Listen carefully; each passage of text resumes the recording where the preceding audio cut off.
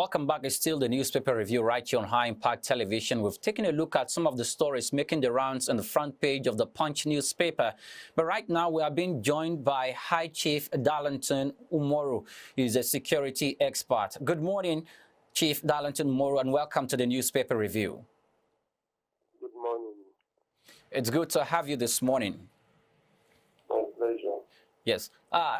Currently, there's been some upshake in the Nigerian police force, talking about the Super Cop Abba Kyari, who had earned lots of plaudit for nipping in the bud and arresting lots of high-value target criminals in the country. But is on the front burner of the newspapers for the wrong reasons recently.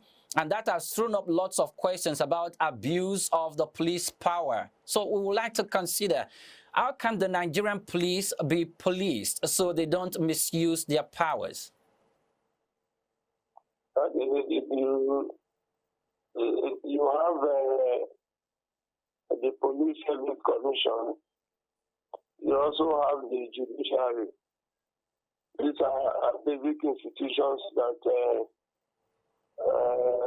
serve as watchdog over the activities of the police in general. Even the Police Service Commission is an organ of the Nigerian police that is bestowed with various responsibilities that have to do with activities of the force and its agents, in terms of their constitutional responsibility. Even though sometimes the Police Service Commission activities are limited. For instance, there was a recent matter between the Police Service Commission and the current Inspector General of Police in terms of some decisions that have to do with recruitment. Yes. The Police Service Commission cried out to say that was supposed to be within its purview. Yes. And not necessarily within the office of the Inspector General of Police. Over time, there's been that quagmire between them. But even so, the Police Service Commission is responsible for the recommendation of the sack of certain police officers. It's also responsible for the demotion of senior officers when they are alleged, or when not alleged now, when they have been found guilty, involving themselves in certain activities that are not conforming with what officers are supposed to be involved in. Okay. So in terms of regulating the activities of the police in general, I think the Police Service Commission, one of the reasons it was set up was to do just that. And then the judiciary, apparently, just like what we have today, the man you mentioned allegedly referred to as the Super Cop. Yes. Abba Kyari, DCP Abba Kyari. I think it's in court now. The court that will determine whether he is guilty. And then if he is guilty, he will be adequately punished according to the Constitution and the provisions of the Constitution. The law would be visited on him. And that the only arm of, the organ that can do that is the judiciary. Okay.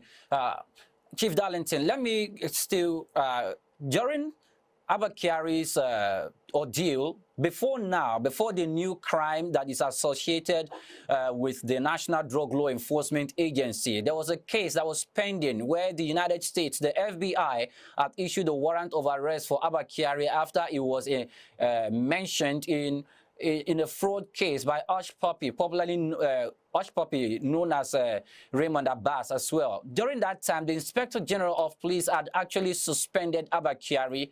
Now, during his suspension, it was in the public domain that the suspension was only on paper, but that behind the scenes, he was still going about carrying out his activities as a police officer, which actually led to the National Drug Law Enforcement Agency and the case about being his connection with the cartel surfaced. In that case, would you say that the disciplinary measures within the police force is very, very effective? Well, the police every day. Abba Kyari was on suspension And don't forget that even when he was on suspension, the leadership of the IRT had been taken by another, or handed over to another person who was supposed to take the leadership.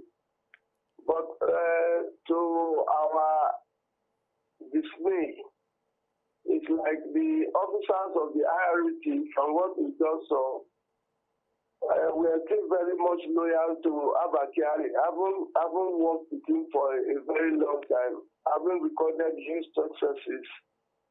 But I wouldn't understand the reason why a man who was on suspension apparently would have still been active. I thought my thinking was it's not just enough for him to have vacated the office. But he was more than that. Ordinarily, he shouldn't have been involved in policing anymore, active policing. Okay. You know, but even so, from what was revealed, from what Abakari said, it wasn't as if he was still very much active in policing or carrying out his, what was supposed to be his official responsibility as a police officer. But what he said was that the man in the NDLEA who was supposed to approve the remuneration for the informant was his friend. And so they had to contact him to say, please come talk with your friend to release the news as agreed by the police force with the informant. Because they said there was an agreement between the informant and the police force before the informant released the information to the police. Okay. Don't forget again that the informant, the two moves were not arrested by the NDLEA. They were not arrested by the DSS. They were not arrested by the EFCC. They were not arrested by customs. Neither were they arrested by immigration. These are part of the chain of security arrangement at the airport. And these drug couriers, the moves, were able to beat all of them. Or rather, allegedly, they all turned a blind eye.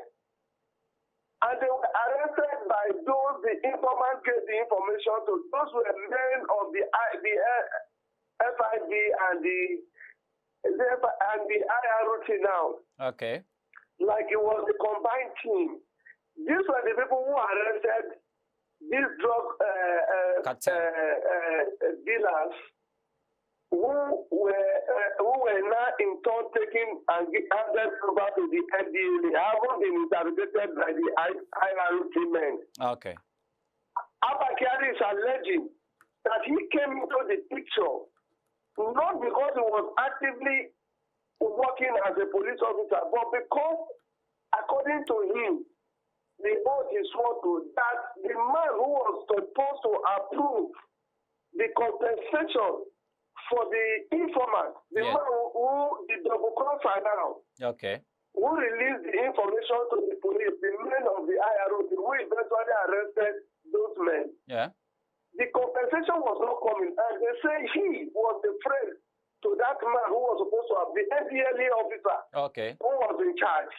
And that was how he came into the picture to do the negotiation on behalf of the informant. Well, those were his words. Okay. All right. Well, finally, on this particular case, what do you think this thing has done to the image of the Nigerian police as a security agents in the country? Damage. There's no missing words. It has further compounded the bad image of the police. But whether you like it or not, people already have bad impression about the activities of the police. Don't forget the issue of NSAS? What was it called? The SARS, the matter of the SARS, what the youth were demanding. Okay.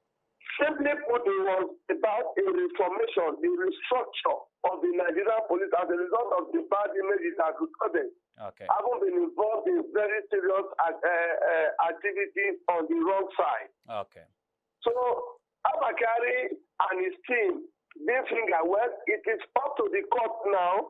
We have not really heard so much from the side of Abba Kyari, aside from the video and the information released more by the NDLEA. Okay. But at the moment, when Abba Kyari was taken to court yesterday, I think the Abba Kyari even sued the federal government and asked the federal government to pay him about 500 million as damages in terms of what is referred to as unlawful arrest. Yeah. And then and also demanded that it should be granted an administrative bail. Yeah. The onus is on the court to do its job. That's the judiciary now, part of which we mentioned earlier as one of those who checkmate the activities of the law agencies and the generality of the public, even the common man. All right.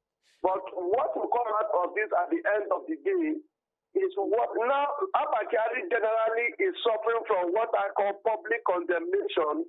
Okay. And the police, the image of the police is not spared. Okay. That is the much in terms of what has happened. It will continue in that mannerism because the respect that ordinarily the police should have gotten from the public is further nose diving. When policemen are accused of accusing fingers as stretched as police officers when it comes to criminal activities, because drug ferrying, drug business is criminal as defined by the laws of Nigeria. Yes. Yes, please. I would like us to go on, but our time is fast spent and we will need to call it a wrap. I want to say a very big thank you for your time this morning, Chief Darlington.